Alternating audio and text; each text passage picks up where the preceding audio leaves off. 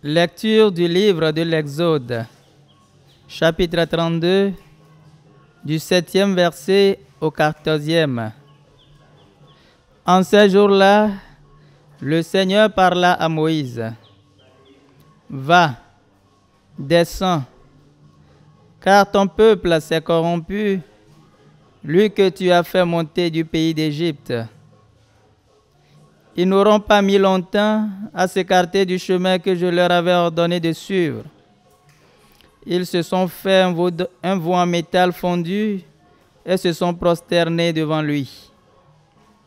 Ils lui ont offert des sacrifices en proclamant: Israël, voici tes dieux, qui t'ont fait monter du pays d'Égypte. Le Seigneur dit encore à Moïse: Je vois que ce peuple est un peuple à la nuque raide. Maintenant, laisse-moi faire. Ma colère va s'enflammer contre eux et je vais les exterminer. Mais de toi, je ferai une grande nation. Moïse apaisa le visage du Seigneur son Dieu en disant: Pourquoi, Seigneur, ta colère s'enflammerait-elle contre ton peuple, que tu as fait sortir du pays d'Égypte par ta grande force et ta main puissante? Pourquoi donner aux Égyptiens l'occasion de dire: C'est par méchanceté qu'il les a fait sortir? Il voulait les tuer dans les montagnes et les exterminer à la surface de la terre. Reviens de l'ardeur de ta colère. Renonce au mal que tu veux faire à ton peuple. Souviens-toi de tes serviteurs, Abraham, Isaac et Israël, à qui tu as juré par toi-même: Je multiplierai votre descendance comme les étoiles du ciel. Je donnerai, comme je l'ai dit, tout ce pays à vos descendants, et il sera pour toujours leur héritage. Le Seigneur renonça au mal qu'il avait voulu faire à son peuple.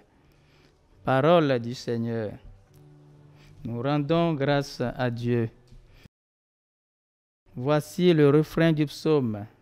Souviens-toi de nous, Seigneur, dans ta bienveillance pour ton peuple. Souviens-toi de nous, Seigneur, dans ta bienveillance pour ton peuple. Souviens-toi de moi, Seigneur, dans ta bienveillance pour ton peuple. Avec nos pères, nous avons péché. Nous avons failli et renié.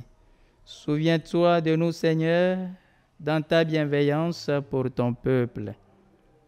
À l'Horeb, ils fabriquent un veau. Ils adorent un objet en métal. Ils échangeaient ce qui était leur gloire pour l'image d'un taureau, d'un ruminant. Souviens-toi de nous, Seigneur, dans ta bienveillance pour ton peuple. Ils oublient le Dieu qui les sauve, qui a fait des prodiges en Égypte, des miracles au pays de Cham, des actions terrifiantes sur la mer Rouge. Souviens-toi de nous, Seigneur, dans ta bienveillance pour ton peuple. Dieu a décidé de les détruire. C'est alors que Moïse, son élu, surgit sur la brèche devant lui pour empêcher que sa fureur les extermine. Souviens-toi de nous, Seigneur, dans ta bienveillance pour ton peuple. Dieu a tellement aimé le monde qu'il a donné son Fils unique afin que ceux qui croient en lui aient la vie éternelle.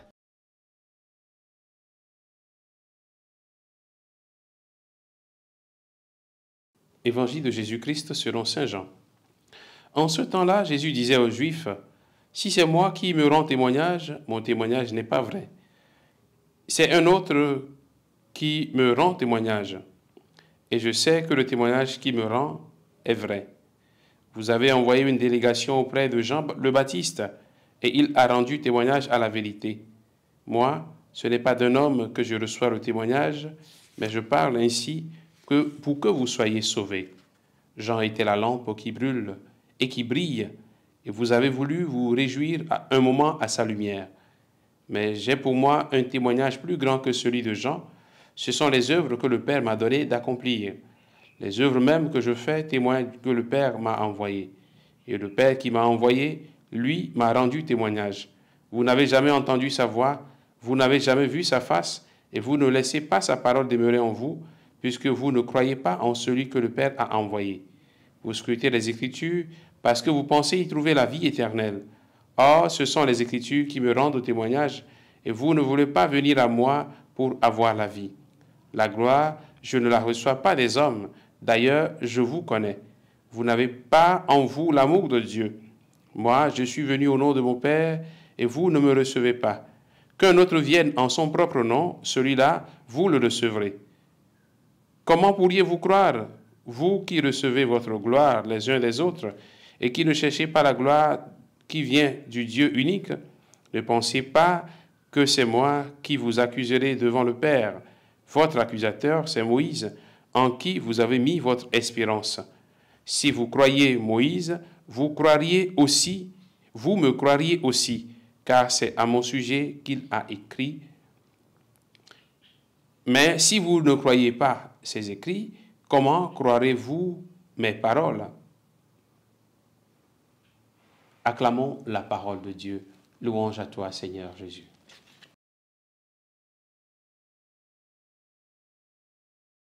Bien, chers frères et sœurs en Christ, nous sommes aujourd'hui le jeudi 3 avril. J'ai pour moi un témoignage plus grand, nous dit Jésus. Jésus est devant des Juifs qui doutent de lui. Ils ne croient pas du tout en lui. Ils ne l'acceptent pas comme fils de Dieu venu apporter la lumière au monde. Jésus va faire référence aux œuvres qu'il accomplit ainsi qu'aux Écritures qui parlent de lui pour confirmer qu'il vient vraiment de Dieu le Père. Les œuvres qu'il accomplit montrent à suffisance qu'il vient du Père. Quand il entre dans la synagogue de Nazareth, il lit ce passage. « L'Esprit du Seigneur est sur moi, parce que le Seigneur m'a consacré par l'onction. Il m'a envoyé porter la bonne nouvelle aux pauvres, annoncer aux captifs leur libération et aux aveugles qu'ils retrouveront la vue, remettre en liberté les opprimés. » Voilà un peu son cahier de charge. Voilà ce qu'il accomplit. Voilà ce qu'il fait.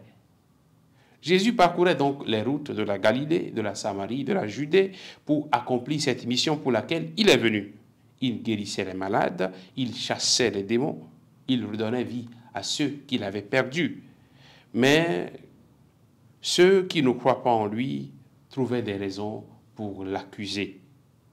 Par ailleurs, Jésus montre à ses détracteurs que même les Écritures parlent de lui.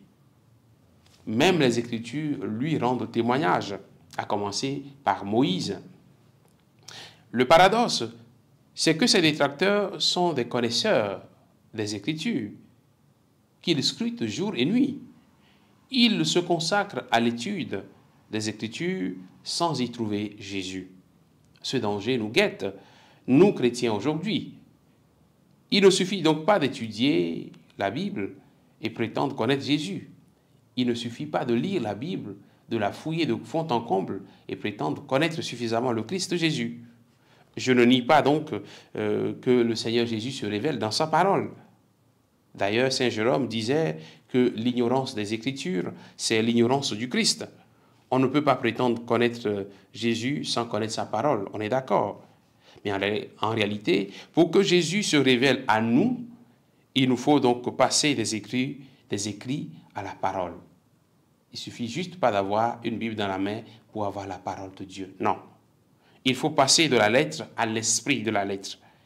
Il faut passer des subtilités du langage humain à la parole qui vient de Dieu. Parce qu'il faut réussir donc à interpréter ce qui est dit. Il y a ce qui est écrit, mais il y a le sens de ce qui est écrit. Et c'est dans cela que réside la parole de Dieu. C'est donc quand les Écritures deviennent parole de Dieu que nous connaissons vraiment le Christ. Quand les Écritures deviennent parole de Dieu en nous, que nous pouvons connaître qui est le Christ. Ce n'est pas en connaissant cette parole par cœur, ce n'est pas en bûchant beaucoup de versets par cœur que nous pouvons prétendre connaître Dieu et sa parole. Que le Seigneur nous aide à grandir dans la connaissance de sa parole, qu'il nous aide à le connaître, à le reconnaître dans sa parole qui se donne à nous. Qu'il nous bénisse en ce jour au nom du Père et du Fils et du Saint-Esprit. Amen. La SMA Togo TV vous propose dès à présent ses services de reportage photo, vidéo pour vos différents événements. Mariage, anniversaire, concerts, conférences et même les veillées funèbres. Et ceci en soutien à la mission de l'évangélisation. Contactez-nous au numéro